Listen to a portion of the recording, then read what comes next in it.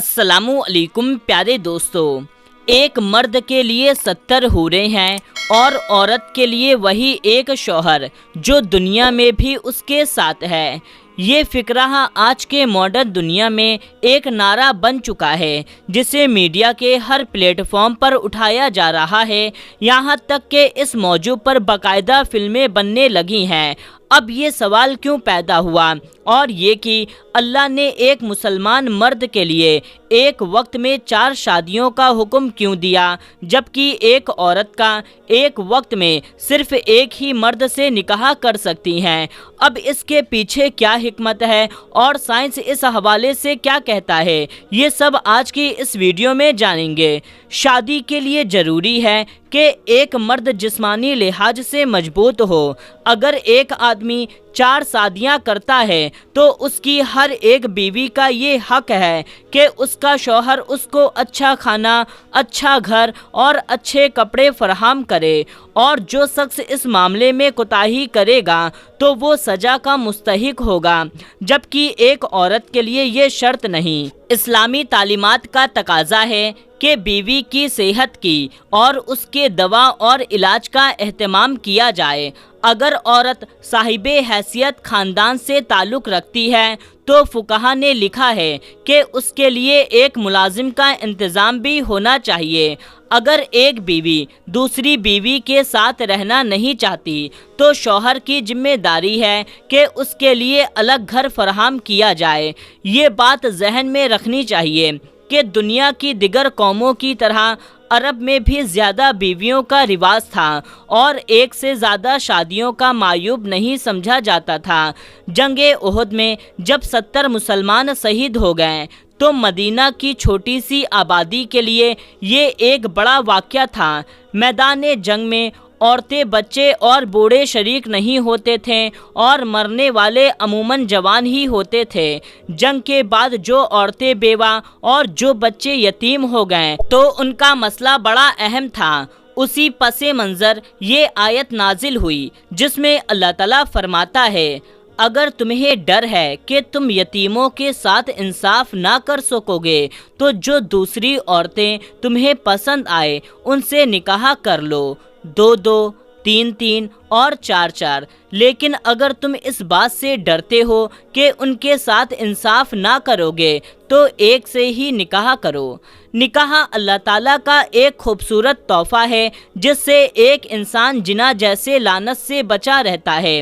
اب جو لوگ کہتے ہیں کہ عورت کو ایک سے زیادہ شوہر رکھنے کی اجازت کیوں نہیں، تو سب سے پہلے تو یہ، اگر ایک عورت یہ کہے کہ اس کے 4 شوہر ہیں اور پھر ایک بچہ جنم لے تو یہ سوال پیدا ہوتا ہے، اب اس کا باپ کون ہوگا؟ اسی طرح سے اگر 1 سے 2 اور 2 سے 3 بچے پیدا ہو گئے تو دوسرا معاملہ یہ سامنے آئے گا کہ اب اس بچہ یا بچوں کی کفالت کون کرے گا، کیونکہ معاملہ باری اخراجات کا ہے۔ اسی لیے ان 4 میں سے کوئی بھی مرد ان کی کفالت کے لیے تیار نہ ہوگا، لہٰذا اب جو کچھ بھی بھگتنا ہوگا وہ اس اکیلی عورت کو ہی بھگتنا ہوگا۔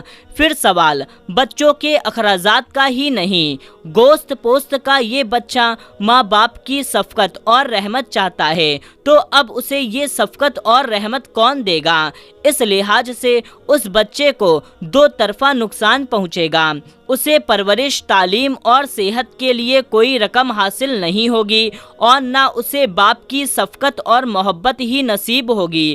اب آپ خود سوچ سکتے ہیں کہ اس قسم کے بچے اور ماں کا کیا حال ہوگا۔ یہ تو ہم نے ایک معاملے آپ کو بتائیں، لیکن ایسا لاکھوں معاملہ سامنے آئے گا کہ ایک عورت کا 4 مردوں سے شادی کے نتیجے میں جو سامنے آئے گا۔ اس کے علاوہ جب بیوی پر خرچ کا معاملہ آئے گا، اسے کپڑے بنانے کی خواہش ہوگی، کھانے اور پینے کا سوال آئے گا، دوا، علاج، آپریشن اور ولادت کے مرحلے آئیں گے تو ان کے شوہر یہ کہہ کر جان چرائیں گے کہ میں ہی تمہیں خرچ کیوں دوں، میں ہی تمہارا علاج کا بندوبست کیوں کروں، کیا تمہارا دوسرا شوہر نہیں ہے؟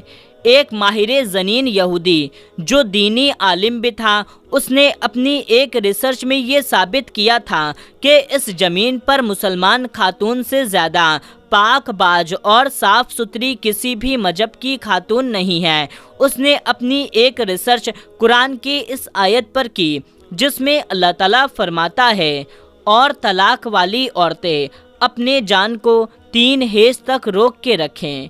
اس آیت میں ایک حیرت انگیز جدید علم DNA کے انکشاف کی راہ ہموار کی، اور یہ پتہ چلا کہ مرد کے اسپرم میں پروٹین دوسرے مرد کے مقابلے میں 62% مختلف ہوا کرتی ہے، اور عورت کا جسم ایک کمپیوٹر کی طرح ہے۔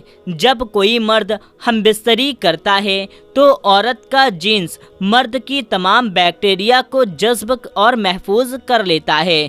اسی لیے طلاق کے فوراً بعد اگر عورت کسی دوسرے مرد سے شادی کر لے یا پھر کئی لوگوں سے جسمانی تعلق بنا لے تو اس کے بدن میں کئی DNA جمع ہو جائیں گے، اور جو خطرناک وائرس کی شکل اختیار کر لیتے ہیں اور جسم کے اندر جان لیوا امراض پیدا ہونے کا سبب بنتے ہیں۔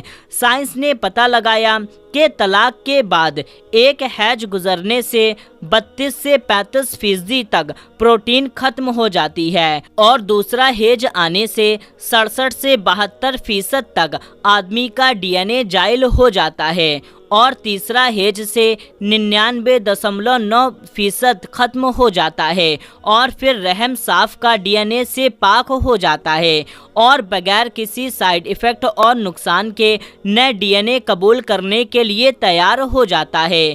ایک طوائف کئی لوگوں سے تعلق بناتی ہے جس کے سبب اس کے رحم میں مختلف مرد کی اسپرم چلے جاتے ہیں اور جسم میں مختلف DNA جمع ہو جاتے ہیں، جس کے نتیجے میں وہ کئی ہمراج کا شکار بن جاتی ہے۔ اور رہی بات اس عورت کی جس کا شوہر مر چکا ہے تو اس کی عدت طلاق شدہ عورتوں سے زیادہ ہے، کیونکہ شدید غم کی بنا پر صاف کا DNA جلدی ختم نہیں ہوتا اور اسے ختم کرنے کے لیے پہلے سے زیادہ وقت لگتا ہے، اور اسی کی رعایا کرتے ہوئے ایسی عورتوں کے لیے 4 مہینے اور 10 دن کی عدت رکھی گئی ہے۔ فرمان الہی ہے، اگر تم میں سے کسی کی وفات ہو جائے اور اپنی بیویاں چھوڑے تو چاہیے وہ 4 مہینے اور 10 دن اپنے آپ کو روک کے رکھے۔ اس حقیقت کے راہ پا کر کے ایک ماہر ڈاکٹر نے امریکہ کے 2 مختلف محلے میں تحقیق کی۔ ایک محلہ جہاں افریقن نژاد مسلم رہتے تھے، وہاں کی تمام عورتوں کے جینس میں صرف ایک ہی شوہر کے DNA پایا گیا، جبکہ دوسرا محلہ جہاں اصل امریکن آزاد عورتیں رہتی تھیں، ان کے جینس میں ایک سے زیادہ 2 3 لوگوں کے DNA پائے گئے۔ جب ڈاکٹر نے خود اپنی بیوی کا خون ٹیسٹ کیا تو چونکا دینے والی حقیقت سامنے آئی کہ اس کے بیوی میں 3 الگ الگ لوگوں کے DNA پائے گئے ہیں۔ اس کے بعد وہ ڈاکٹر پوری طرح سے قائل ہو گیا کہ صرف اسلام ہی وہ دین ہے جو عورتوں کی حفاظت کی ضمانت دیتا ہے، اور اس بات کی بھی کہ مسلمان عورتیں دنیا کی سب سے صاف ستھری، پاک دامن اور پاک پرست عورتیں ہیں۔ تو میرے پیارے دوستو، بس اس ویڈیو کے آخری میں آپ سے گزارش کریں گے کہ آپ ایک بار درود پاک ضرور سے پڑھ لیں۔ تو دوستو، اس ویڈیو کو زیادہ سے زیادہ لوگوں تک شیئر کریں۔ ملتے ہیں تب تک کے لیے، السلام علیکم، اللہ حافظ۔